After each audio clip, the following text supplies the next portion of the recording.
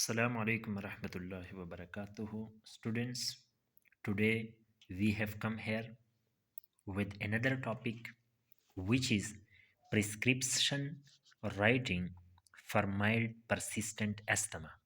Prescription, okay? So prescription writing for mild and persistent asthma, okay?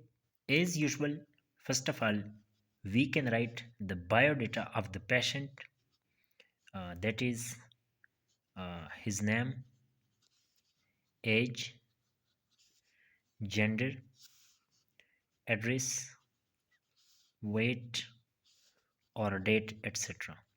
Okay. After that, we will write oryx, and for the mild persistent asthma, we can prescribe beclomethasone, beclomethasone inhaler. Okay, beclomethasone inhaler, which is 50 microgram per puff. Okay, so uh, in one puff he should take 50 microgram beclomethasone inhaler.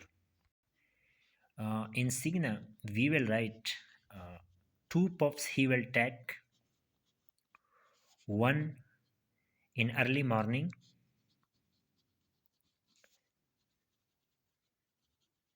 and another in the evening time. Okay, this is beclomethasone inhaler, 50 microgram per puff, two puffs, one in early morning and second one is in the evening. Second, we can prescribe salbutamol inhaler. Okay, salbutamol inhaler, which is 100 microgram per puff. Okay, in Cigna we can write two puffs in case of breathlessness. In case of breathlessness, he can take two puffs, okay, whenever required. And at the end, for examination purposes, we can write our signature and PMDC number. Okay, so thanks a lot.